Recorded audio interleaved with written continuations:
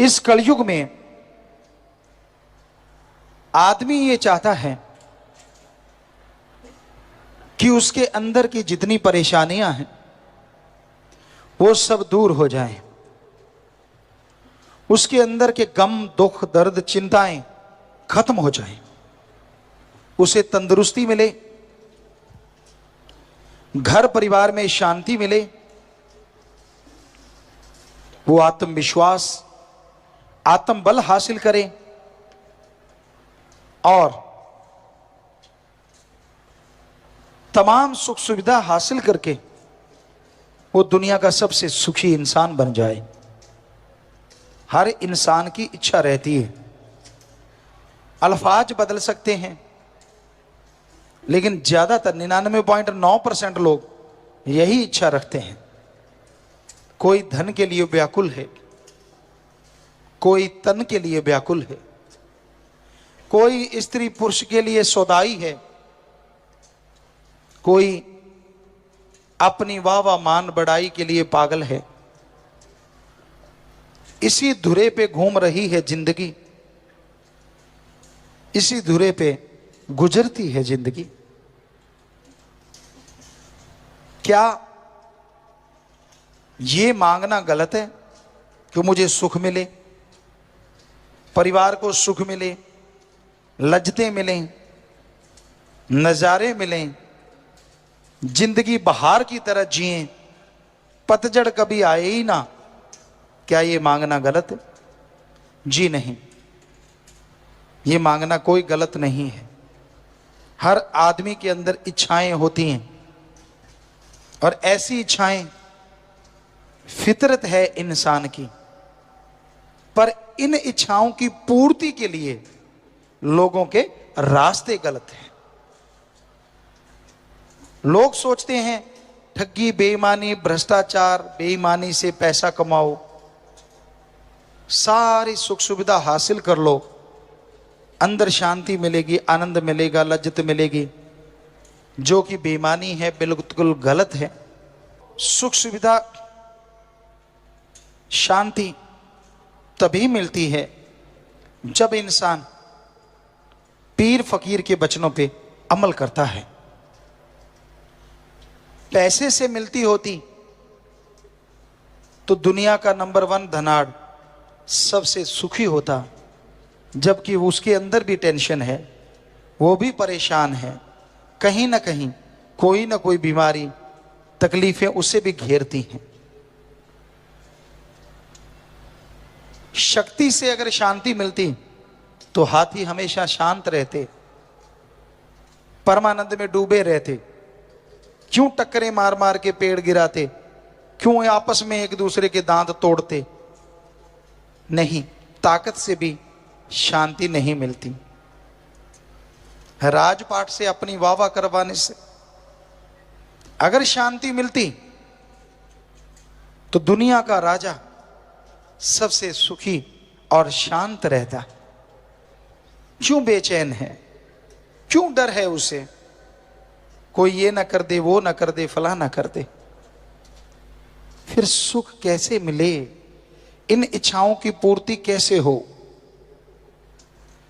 इन इच्छाओं की पूर्ति के लिए एकमात्र तरीका ओम हरि अल्लाह वाहिगुरु का नाम जपना है, उसकी बनाई सृष्टि की सेवा करना है।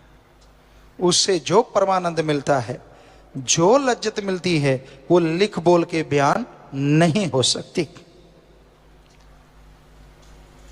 और इस पे कोई टैक्स ही नहीं लगता। आप कोई बिजनेस करते हैं, कोई व्यापार करते हैं, पहले पैसा तो लगाना पड़ता है, फिर जाके पैसा फलता फूलता बढ़ता है। पर इस आत्मिक शांति के लिए जो प्रभु का नाम है, अल्लाह वाहिगुरु का नाम है, उसका कोई पैसा नहीं देना पड़ता।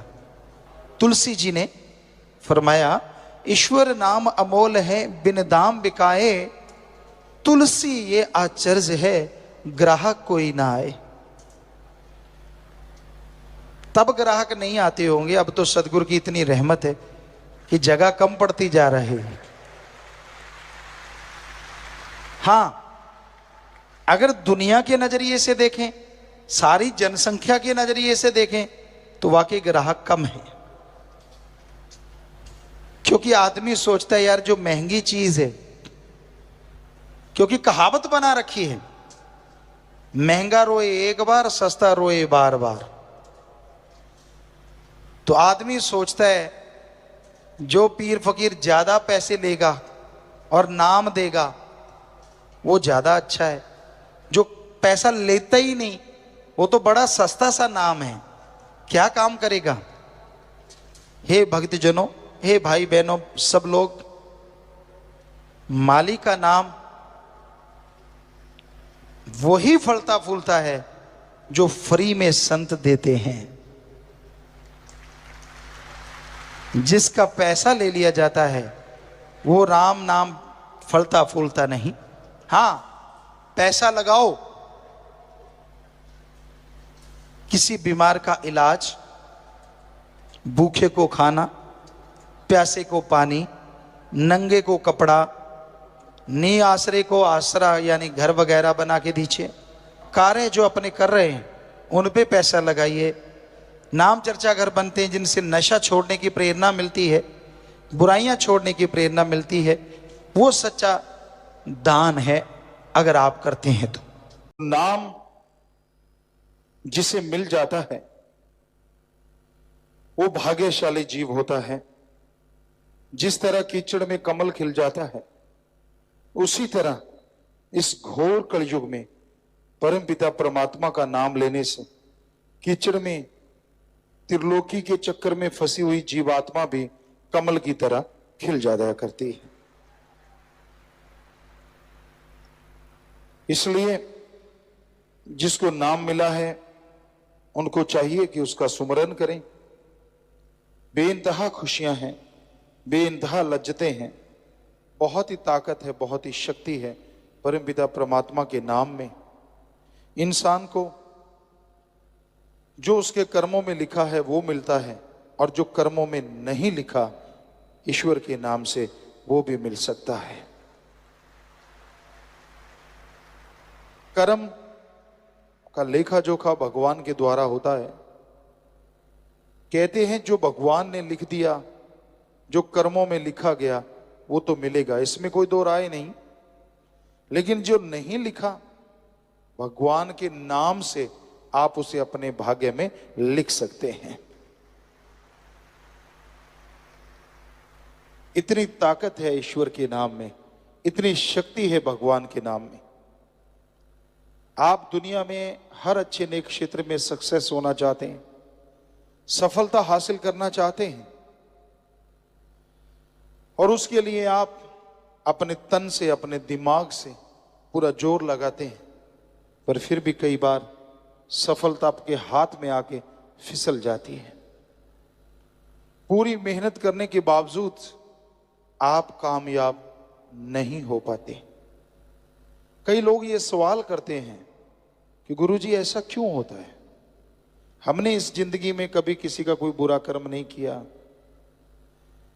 हम मेहनत करते हैं, कड़ा परिश्रम करते हैं, फिर भी जो सक्सेस हमें मिलना चाहिए वो हमें नहीं मिल पाता। इसकी क्या वजह है? इसकी वजह है कर्म रोग, कर्मों का चक्र। इस जन्म में आपने कोई बुरा कर्म नहीं किया, बहुत ही अच्छी बात, लेकिन 84 लाख शरीरों का अगर एक एक बुरा कर्म भी माने तो 84 लाख बुरे कर्म हैं आपके साथ। और जब तक उन बुरे कर्मों को खत्म नहीं किया जाएगा, सब कुछ होते हुए भी आप कंगाल रहते हैं। कैसे खत्म होते हैं? कैसे खत्म होता है ये कर्मों का दायरा? ईश्वर की भक्ति से, प्रभु के नाम के सुमरन से जन्मों जन्मों के पाप कर्म खत्म होने लगते हैं। और जल्दी खत्म करना चाहो तो सेवा करो।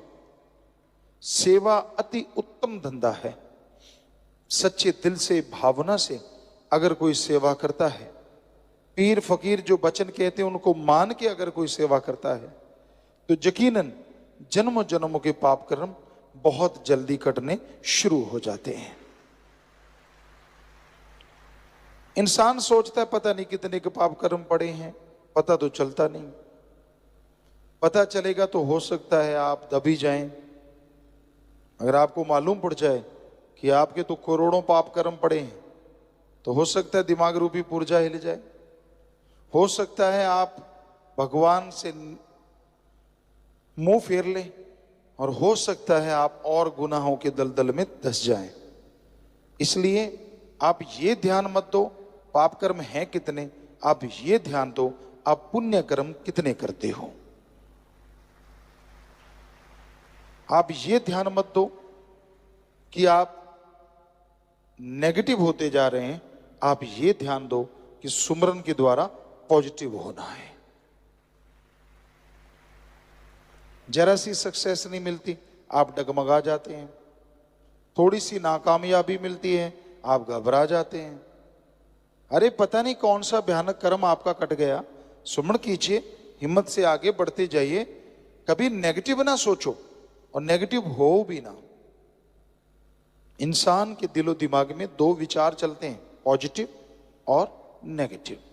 हमेशा से कोई आदमी विचार शून्य नहीं होता। जब शून्य समाधि में जाता है, मालिक के नूरी स्वरूप के दर्शन होते हैं, तब दुनियादारी के पॉजिटिव नेगेटिव विचारों से आदमी शून्य होता है। सिर्फ और सिर्फ परमपिता परमात्मा का रहमो करम बरस रहा होता है, वो उसे पा रहा होता है, खुशियां मना रहा होता है। अदरवाइज दिमाग कभी विचार शून्य नहीं होता। इसमें विचार चलते रहते हैं, कभी नेगेटिव कभी पॉजिटिव। पर इसका मतलब ये नहीं है कि पॉजिटिव विचार आ गए तो आप फूल के कुप्पा हो जाओ, और नेगेटिव विचार आ गए तो चारपाई पकड़ लो कि यार विचार ही बड़े गलत आ रहे हैं, क्या करें, मर गए, हरे तौबा। ठीक है, तौबा करना अच्छी चीज है, लेकिन ऐसा करने से नेगेटिव विचार खत्म नहीं होते, बल्कि सोचो अच्छा, पॉजिटिव सोचो, सुमरन करो तो अपने आप नेगेटिव विचार खत्म होते चले जाएंगे। विचारों का आना जाना लगा रहता है।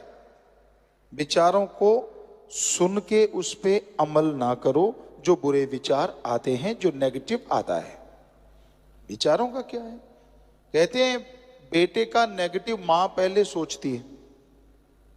उदाहरण के तौर पे बेटा जहाज पे सफर करता है, मां सोचती है जाता जाता जहाज ही ना फट जाए। अब ये तो नहीं सोचती कि कहां 24 घंटे में पहुंचना था, इतना खज्जल खुआर होता कहां 2 घंटे में पहुंच जाएगा, वो तो नहीं ध्यान देती। तो कहते हैं कि नेगेटिव मां पहले सोचती है, पॉजिटिव बाद में, ये कहावत है। पर उसके नेगेटिव सोचने से कितनी बार जहाज फटा है? कभी हुआ ऐसा? नहीं हुआ। तो फिर क्यों नेगेटिव विचारों के लिए बीमार होना? आ गए, परवाह ना करो, सुमरण करो, 5 मिनट भी कर लिया, सेवा कर ली, तो वो उसका असर खत्म हो गया और आपको कोई पाप गुना नहीं लगता। पॉजिटिव विचार आ गए तो उन पे जल्दी से अमल कर लो। अच्छे नेक विचार आ गए, भला करने के विचार आ गए, कहीं चले ना जाएं, उनको पकड़ लो और जल्दी से भले काम कर डालो। क्योंकि मन बड़ा शैतान है, ये भले विचारों को ज्यादा देर टिकने नहीं देता, उड़ा देता है। कुछ ना कुछ दिखा दिया, कुछ ना कुछ सोच दिया, कोई सब्ज बाग बना दिए और आदमी गुमराह हो जाता है। इसलिए भले विचारों का पीछा करते रहो, नेगेटिव विचारों को छोड़ते जाओ। विचारों का आना जाना लगा रहता है, इनके लिए टेंशन ना करो। ये तो एक आम क्रिया प्रतिक्रिया है जो इंसान के अंदर चलती रहती है। बस सुमरण करते रहो। सेवा जिनको मिलती है वो अति भाग्यशाली हैं, बाकी उनके जन्मों जन्मों की भक्ति है। इस कलयुग में सेवा करना बड़ा मुश्किल है। वचनों पे रह के जो सेवा करते हैं, यकीनन मालिक उनके जन्म जन्मों के पाप कर्म काट देते हैं और दया में रहमत से माला माल कर देते हैं। तो इसलिए भले कर्म करो, अच्छे कर्म करो, मालिक से मालिक को मांगा करो, ताकि मालिक की तमाम खुशियां जो आपके लिए लिखी हैं आपकी झोली में आए, और जो नहीं लिखी वो सुमरन से, सेवा से आप लिख डालो, ताकि वो खुशियां भी मिलें जिसकी आपने कभी कल्पना भी नहीं की होती। सत्संग वही होता है, यहां आने से इंसान को सोची आए, समझ आए, यहां आने से उसका जमीर जाग जाए, यहां आने से उसे सच का पता चले।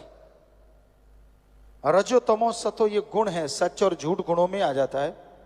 लेकिन यहां जिस सच की बात कर रहे हैं वो सच ओम हरि अल्लाह वाहिगुरु गॉड है। वो एक ऐसा सच जो जान ले, जो उसे मान ले,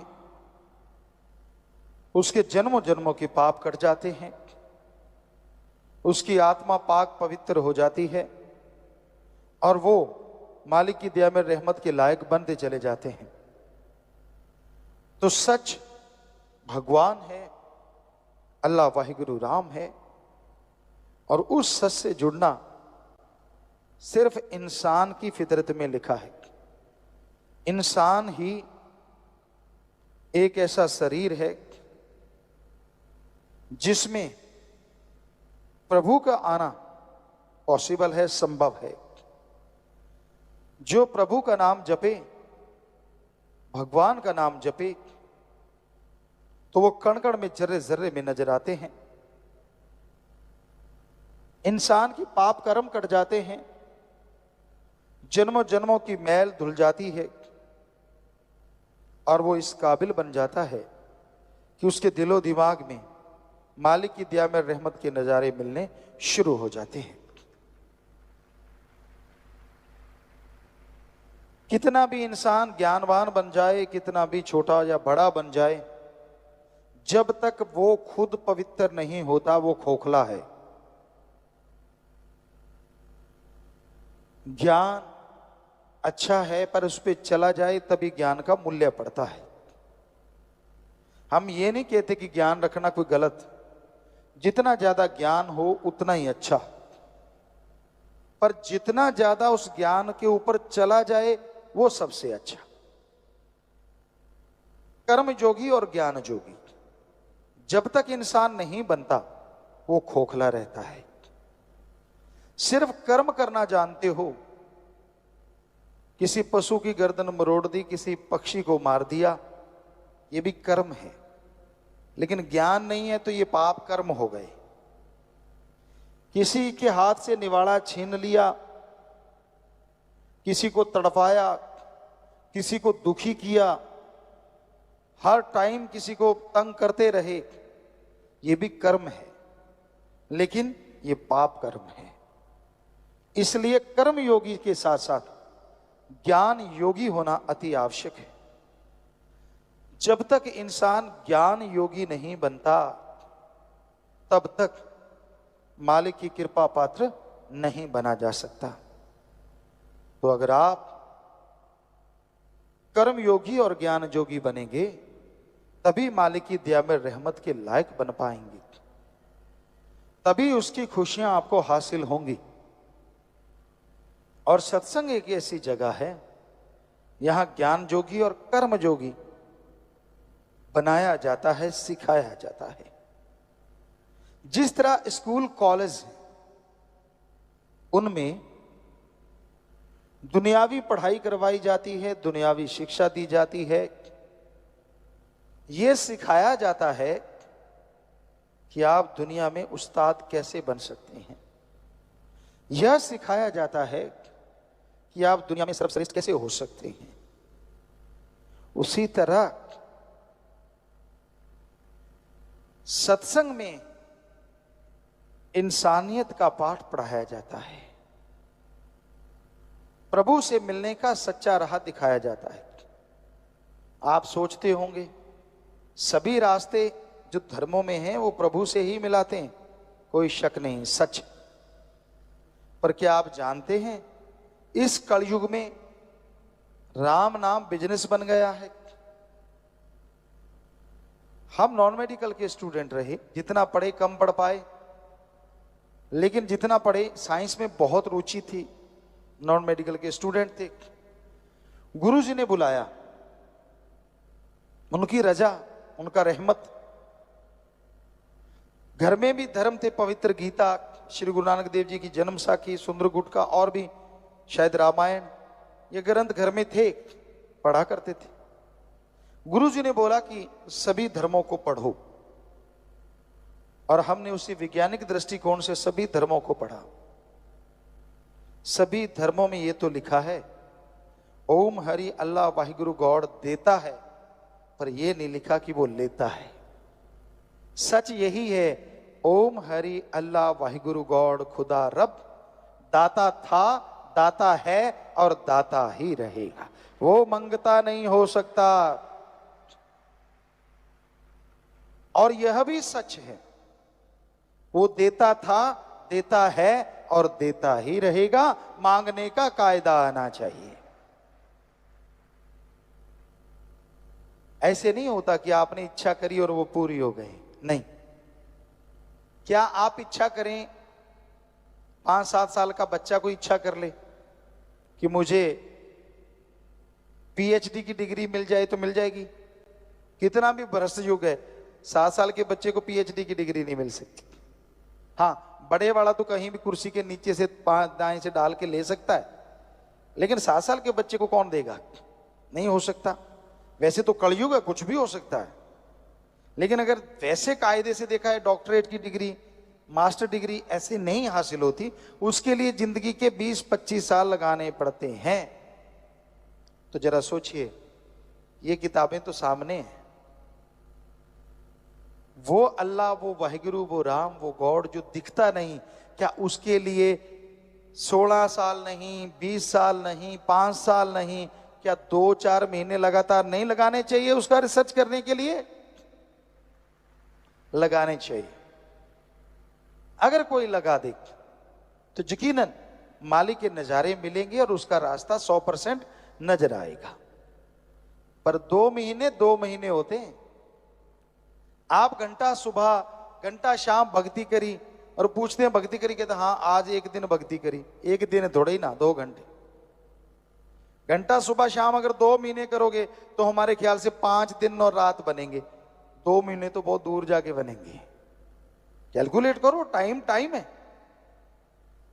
तो ये जरूरी है कि आप सही समय के अनुसार भक्ति करें, फिर उसके नजारे ना मिले तो कहें कि हमारे धर्म झूठे। धर्म नहीं कहते कि पैसा देने से भगवान दिख जाएंगे। धर्म नहीं कहते कि कपड़ा चढ़ाने से भगवान दिखेंगे। धर्म नहीं कहते कि धूप में तड़फने से, पाखंडवाद करने से भगवान दिखेंगे। सवाल ही पैदा नहीं होता। धर्म हमारे सारे कहते हैं भगवान का गुरु मंत्र, कलमा, मेथड ऑफ मेडिटेशन, वो एक तरीका है। बाय नेम उस गॉड को पुकारो तो वो गॉड जरूर मिलेगा, जरूर आएगा। एक छोटा सा बच्चा, हम सब आए हैं इस उम्र से गुजर के, जब उसे भूख लगती है, हमारी संस्कृति की बात करते हैं, अभी भी मरी नहीं है, जैसे उसे भूख लगती है वो रोता है तो मां कैसे दौड़ी चली आती है। क्यों? बच्चा रोया है, या तो भूख लगी है, या उसका कुछ दुख रहा है, तकलीफ है, बाथरूम ना कर दिया हो, गिल्ला ना हो गया हो, मां आती है ना दौड़ के। अब जरा सोचिए, थोड़ा सा रोने से एक मां दौड़ के चली आती है, तो जिस भगवान ने मां को बनाया है, अगर कोई भगवान के लिए रोएगा तो क्या भगवान दौड़ा चला नहीं आएगा? सोचिए। पर उसके लिए तो कोई रोता ही नहीं। उसके दर पे तब सिर झुकाता है जब 10 लाख का करोड़ मांगता है। उसको तब याद किया जाता है जब बच्चा बीमार हो जाए और डॉक्टर कह दें ये लाइलाज है। उसको तो तब याद करते हैं जब किसी मुसीबत में घिर जाओ। उसको तब याद किया जाता है जब मौत सामने नजर आए। काश सुख के दिनों में उसे याद करो तो दुख कभी आए ना। दुख में सुमरन सब करें, अरे सुख में करे ना कोई। और जो सुख में सुमरन करें तो दुख काहे को होए। और ये 100% सच है। आपका जाता क्या है? आधुनिक युग में आप प्रवेश कर चुके हैं, बड़े आधुनिक हैं आप, मानी बात। क्या आपने खाने की जगह कुछ सोना खाने लगे हो? रोटी छोड़ दी हो? क्या पता नए युग में आप डायमंड खा के गुजारा कर रहे हो? ऐसा है कोई? नहीं। वही गेहूं की रोटी, वही सब्जियां, वही पनीर, वही दूध, सब कुछ वैसे का वैसा। ठीक है, आधुनिक युग है, लेकिन आवश्यक चीजें तो वैसी ही हैं। आप वही चीजें लेते हैं, वही चीजें खाते हैं, वैसा कपड़ा पहनते हैं। तो उसमें अगर एक चीज और ऐड की जाए, और वो है प्रभु का नाम, कि आप घंटा सुबह शाम 10 घंटे, 24 में से फिर भी 22 घंटे आपके, चलो घंटा छोड़िए, 15 मिनट सुबह शाम, आधा घंटा, 11.5 घंटे आपके, आधा घंटा, वो भी 15-15 मिनट सुबह, 15 मिनट शाम को प्रभु को दे देंगे। करके तो देख लो। फकीर झूठ क्यों बोलेंगे? या तो हम कहें 15 मिनट तो लगाना, पहले 100 रुपया हमें दे के जाना, फिर तो आपको लगे यार गुरुजी पैसा लेने के लिए कह रहे हैं।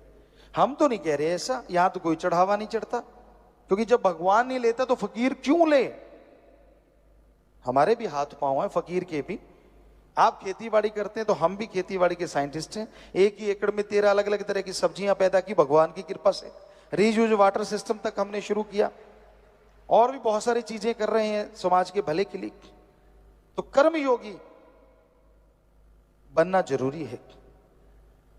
तो मेहनत करके खाते हैं, मेहनत करके खाओ, लेकिन 15 मिनट सुबह शाम अगर प्रभु को दे दोगे तो यकीन मानो कुछ महीनों में ही आपके घर के हालात, आपके शरीर के हालात, दोनों जहान के हालात बदल जाएंगे। सत्संग यहां आने से इंसान को अपने खुद का ज्ञान हो। कई बार लोग इतना ज्ञान हासिल कर लेते हैं, आलिम फाजिल बन जाते हैं, लेकिन खुद का ज्ञान, मैं कौन हूं, मैं कैसा हूं, मैं क्या क्या करता हूं, इस बारे से लोग अनजान रहते हैं। सत्संग एक ऐसी जगह है, यहां आने से इंसान को समझ आती है कि हां, मैं क्या करता हूं, क्या करना चाहिए, क्या होना चाहिए, कैसे अपने आप को चेंज किया जा सकता है, यह सत्संग में पता चलता है। इंसान अपनी आदतें बदल दे, इससे बड़ी चीज कोई दूसरी हो नहीं सकती। क्योंकि महापुरुषों ने भी कहा है कि जिस आदत की आदत आपको पड़ गई, जो भी कार्य की क्रियाकलाप करने की आदत पड़ गई, तो आदत बदलना बहुत बहुत मुश्किल होता है। मजाजी इश्क में बारे शाह भी लिखते हैं, बारे शाह ना आदतां जांदियां जी, भावें कट्टिए पोरियां पोरियां जी। कि इंसान की आदत नहीं बदलती, चाहे जोड़ जोड़ अलग क्यों ना कर दिया जाए। तो क्या आदत बदली नहीं जा सकती? चोर जुआरी क्या बदलेंगे, ये तो माया के मजदूर, मना रे तेरी आदत ने, कोई बदलेगा हरि जन सूर।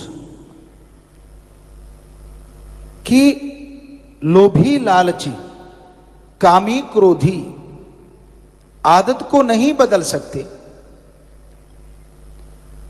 आदत को बदल सकता है जो कोई योद्धा शूरवीर है, या भक्त जो ईश्वर की भक्ति करता है, या फिर संत पीर फकीर। वो आदतें बदल देते हैं, वरना आदत नहीं बदलती। पहले तो इंसान को खुद का मूल्यांकन करने का समय नहीं आज के अकॉर्डिंग। इतना बिजी है, इतना व्यस्त है काम धंधे में कि खुद के लिए 5-7 मिनट भी नहीं निकाल पाता।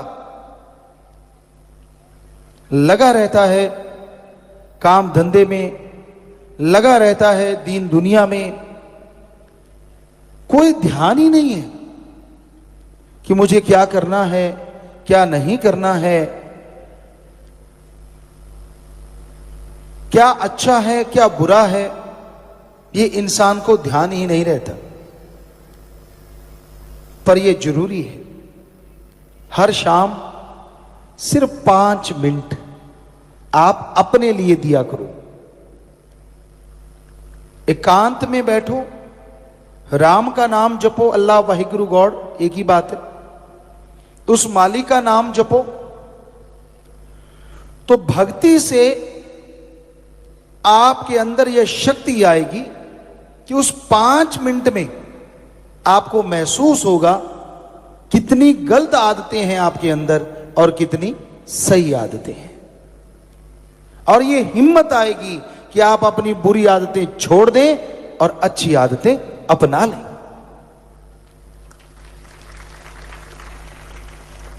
इंसान की फितरत है, जो वो गाता है काफी हद तक चला जाता है। यानी जो खुद के अंदर देख के गाता है वो चला जाता है, और दूसरों के अंदर अगर देखता है तो वो खुद के अंदर आ जाता है। इसलिए कभी अपने गुणगान ना ज्यादा गाओ, क्योंकि आपके अंदर से गुण चले जाएंगे, और दूसरों के अवगुण ना गाओ, क्योंकि वो आपके अंदर आ जाएंगे। गाना है तो दूसरों के गुण गाओ, ताकि वो आपके अंदर आ जाएं और आप भी गुणवान बन जाएं। हिम्मत है तो अपनी बुराइयां अपने सामने गा लो, शीशे के सामने खड़े हो जाओ, हाँ यार मेरे में ये गलत आदत है, मुझे बदलनी चाहिए, तो खुद की गाई हुई चीजें चली जाती हैं, तो वो अवगुण आपके चले जाएंगे, आदतें धीरे धीरे बदल जाएंगी। तो आदत को बदलने के लिए मेथड ऑफ मेडिटेशन, पवित्र वेदों में लिखा है गुरु मंत्रा, सिख धर्म में लिखा है नाम या शब्द, इस्लाम धर्म में लिखा है कलमा, ईसाई धर्म में लिखा है the god's voice, god's words या मेथड ऑफ मेडिटेशन। वो शब्द है जिनका अभ्यास करने से आपके अंदर विल पावर आती है, आत्म बल आता है, और उस आत्म बल के सहारे आप अपनी तमाम आदतें बदल डालते हैं।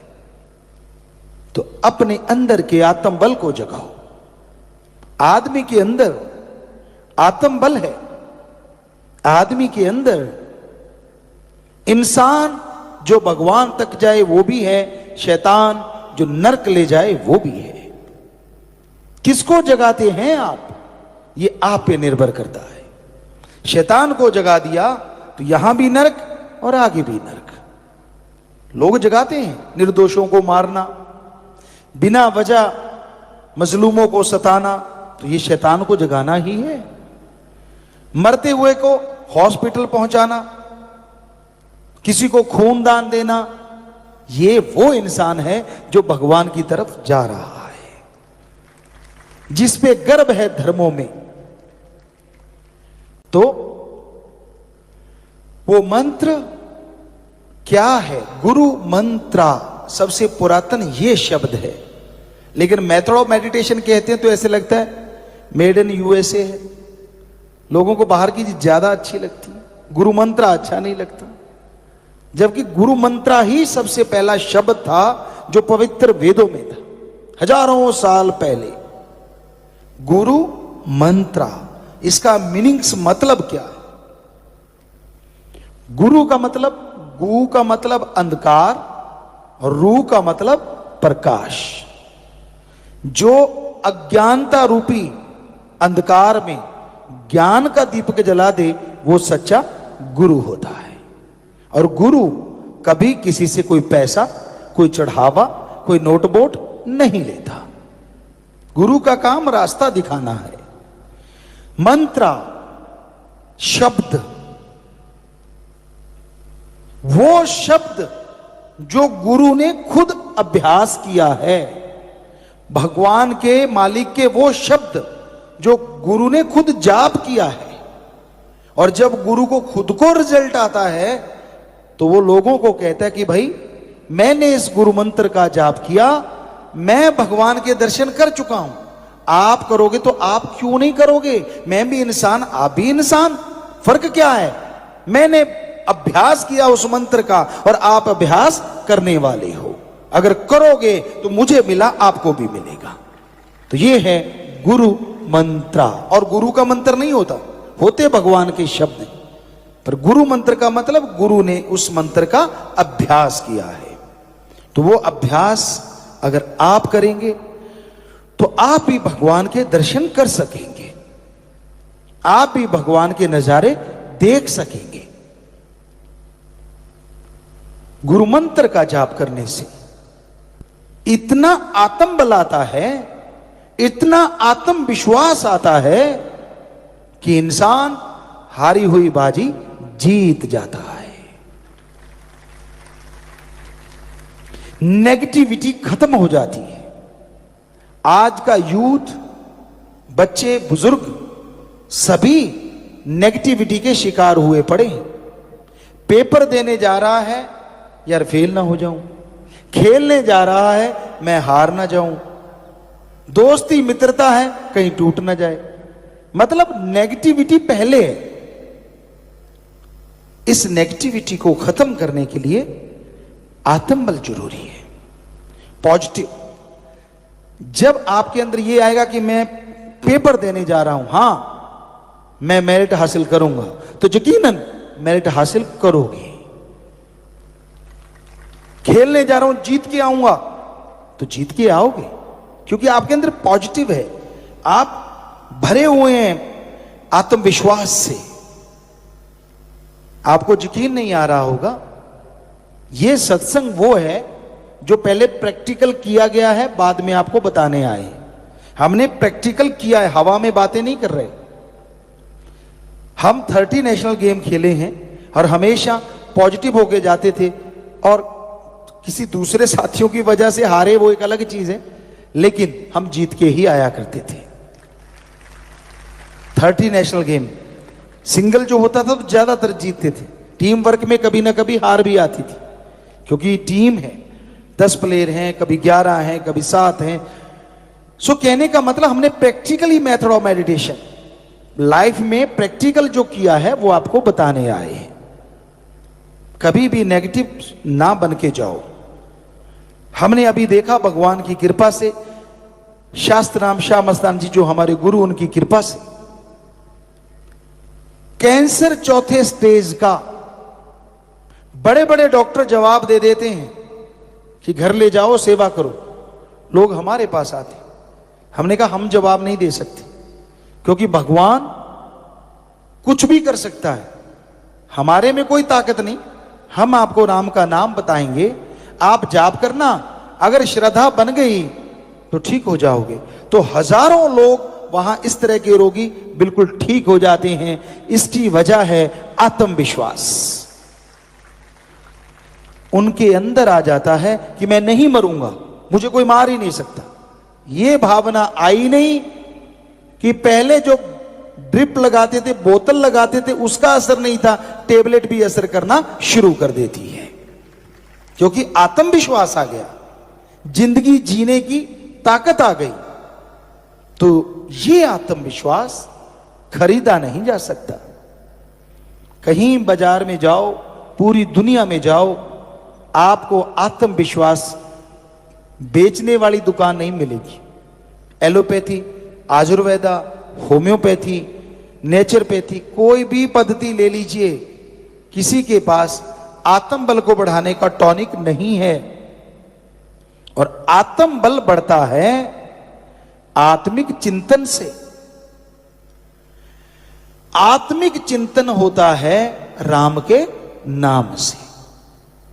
परमात्मा का नाम लोगे तो आत्मिक चिंतन होगा, और आत्मिक चिंतन होगा तो आपके अंदर विल पावर आएगी। कभी बाजी हार के मत बैठो। जिंदगी कितनी है ये तो राम जाने, पर एक कहावत है, जब तक सांस तब तक आस। क्यों नेगेटिव होके क्यों बैठे हैं आप? कुछ नहीं हुआ, हुआ होगा, नियति ने लिखा होगा। पर अगर राम का नाम जपो तो आप अपनी तकदीर बदल सकते हो। मनुष्य को यह अधिकार है कि वो अपनी तकदीर बदल सकता है। पशु पक्षी परिंदे कीट जीव जंतु किसी को अधिकार नहीं। आपने सुनी होगी ये कहावत, जो भाग्य में लिखा है वो मिल जाएगा, जो तकदीर में लिख दिया ईश्वर ने उससे कम ज्यादा नहीं मिलता। ये सही नहीं है, ये सही नहीं है। भाग्य में लिखा है वो मिलेगा, लेकिन क्या लिखा है पवित्र वेदों में? हिम्मत करे अगर इंसान तो सहायता करे भगवान। हिम्मते मर्दा मदद दे खुदा। अगर हिम्मत करोगे तो आप अपनी तकदीर खुद लिख सकते हो, खुद बदल सकते हो। इसलिए हाथ पे हाथ रख के बैठो मत, मेहनत करो, हार्ड वर्क करो। मान लीजिए आप सो रहे हैं और ईश्वर से प्रार्थना करते हैं, ईश्वर मेरा साथ दे। क्या साथ देगा? 4 खुराटे और दे देगा, क्योंकि आप तो सो रहे हैं। आप मेहनत कर रहे हैं और ईश्वर से प्रार्थना करते हैं, ईश्वर मेरा साथ दे। आपने 90% मेहनत की, भगवान 100% फल दे देगा। मेहनत तो हमें करनी पड़ेगी ना। आप पढ़ाई कीजिए, ठीक है, आपने पढ़ाई की कि मैं 70% ले आऊंगा, ईश्वर से प्रार्थना करके जाइए, हो सकता है वो 85% ला दे।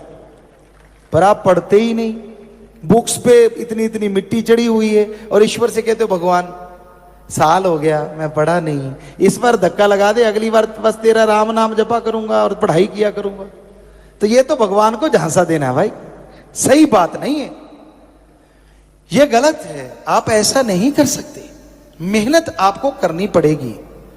फिर फल ना मिले तो कहिए, कई बार ऐसा होता है, आप में से कुछ सज्जन बैठे होंगे, कहते हैं हम मेहनत बहुत करते हैं, हाथ अगर सोने को डालते तो मिट्टी हो जाता है। बहुत मेहनत करते हैं पर फल उतना नहीं मिलता, सच है, ऐसा होता है, इसमें कुछ झूठ नहीं। जो आप कह रहे हो वो सही है, लेकिन क्यों ऐसा क्यों होता है? इस जन्म में कई लोग कहते गुरुजी हमने कुछ गलत किया नहीं, कभी किसी का बुरा किया नहीं, तो हमारा बुरा क्यों हो रहा है? इसका जवाब है संचित कर्म। संचित कर्म होते हैं जन्मों जन्मों के, जो इस जन्म में भोगने पड़ते हैं। 84 लाख जोनियां, अगर एक एक भी कर्म हुआ तो 84 लाख कर्म हो गए। और इस शरीर में क्यों भोगने पड़ते हैं? काल मर्जी का मालिक है, उसने वचन लिए ईश्वर से कि सबसे शक्तिशाली शरीर आपने मनुष्य का बना दिया, तो मैं कर्म दूसरे शरीरों से करवाऊंगा, लेकिन भुगतने मनुष्य को पड़ेंगे। तो वो इतने कर्म हैं, इस जन्म में आपने कुछ नहीं किया, लेकिन उस जन्म में जो किया है उसको खत्म करने के लिए क्या आपने राम का नाम जपा? क्या कुछ भक्ति करी? ईश्वर का नाम लेके, ईश्वर के नाम के साथ आप जुड़े? क्योंकि जो संचित कर्म हैं उनको खत्म करने के लिए राम नाम के अलावा कोई और तरीका नहीं है। तो इसलिए राम का नाम जपा करें, मालिक की भक्ति किया करें। मालिक की भक्ति आप करेंगे, राम का नाम जपेंगे, तो यकीनन आप के संचित कर्म कट जाएंगे, गलत कर्म कट जाएंगे, और आपकी की गई मेहनत दुगना आपको फल देने लगेगी, कई गुना ज्यादा आपको फल हासिल होगा। तो इसलिए जरूरी यही है कि आप अपने विल पावर को बढ़ाने के लिए, अपने आत्म बल को बढ़ाने के लिए 10 मिनट तो दे ही सकते हैं ना। आप अपनी बॉडी के लिए कितना टाइम देते हैं आप? सुबह उठना, फ्रेश होना, नाश्ता करना, नहाना, सजना संवरना, कपड़े पहनना, फिर खाना, फिर कुछ ना कुछ, फिर खाना। लेकिन शरीर और आत्मा दो अलग राहों पे जब चल पड़ते हैं तो बीमारियां पैदा हो जाती हैं, कई परेशानियां हो जाती हैं। शरीर को सजाओ संवारो, हम रोकते नहीं, जितना मर्जी सजाओ, जितना मर्जी संवारो, कोई हर्ज नहीं। लेकिन जिसकी वजह से शरीर स्वस्थ रहता है, जिसकी वजह से शरीर को बीमारियां ना लगें, उस आत्मा की खुराक सिर्फ एक ही है, और वो है राम, अल्लाह, वाहिगुरु गॉड का नाम। 10 मिनट सुबह, 10 मिनट शाम। क्या आप अपनी बीमारियां रोकने के लिए कर नहीं सकते कि आने वाले टाइम में बीमारी आए ही ना? और आई हुई है तो विल पावर इतना आ जाए कि आप उस बीमारी को हरा के फिर से स्वस्थ हो जाएं। क्या आप नहीं चाहते? चाहते हैं तो वो चाहत पूरी होगी। सिर्फ 10 मिनट कम से कम सुबह और 10 मिनट शाम को ईश्वर की भक्ति करो। पर वो भक्ति ऐसी नहीं कि ले मालिक 5 रुपए ले ले, ये ले मालिक ये लड्डू खा ले, पेड़ा खा ले। कमाल की बात है, ये लड्डू पेड़ा किसने बनाया? इंसान ने। और इंसान को किसने बनाया? भगवान ने। तो जो भगवान इंसान बना सकता है, क्या इंसान के बनाए लड्डू खुद नहीं बना सकता? सोच के देखो आप। ये आपका दिल खुश करने के लिए, या यूं कहिए एक नई सी चीजें बनी हुई हैं। लोग ने राम खिलौना जाना। भगवान कभी किसी से पैसा नहीं लेता, कोई चढ़ावा नहीं लेता। पवित्र वेदों में लिखा है भगवान से मांगो। ध्यान से सुनिएगा, पवित्र वेदों में लिखा भगवान से मांगो अच्छी धरती, उपजाऊ धरती, अच्छा पानी, अच्छा स्वास्थ्य, अच्छी संतान। अरे भगवान से मांगना है तो भगवान को मांगो। कहीं नहीं लिखा भगवान को कुछ दो, कहीं नहीं लिखा। और यही बात सभी धर्मों में आती है। अल्लाह ताला रहमो करम का दाता है। अगर कायदे से मांगोगे तो आपका दामन उसके रहमो करम से इतना भर जाएगा कि दामन छोटे पड़ जाएंगे और रहमो करम बरसता चला जाएगा। और सिख धर्म में गुरु साहिबानों ने, संत पीर पैगंबरों ने पवित्र वाणी में लिखा है, जो मांगे ठाकुर अपने से सोई सोई देवे। कहीं लिखा है जी लेवे? नहीं लिखा। आप पवित्र गुरबाणी को पढ़िए। हमने सारे धर्मों पे रिसर्च किया है। पवित्र वेद पढ़े, पवित्र गुरबाणी, पवित्र कुरान शरीफ, कुरान मजीद, पवित्र बाइबल, पता नहीं कितने ही और संत महापुरुषों की वाणी को पढ़ा। सभी में यही लिखा है। क्या लिखा है? ओम हरि अल्लाह वाहिगुरु गॉड खुदा राम दाता था, दाता है और दाता ही रहे।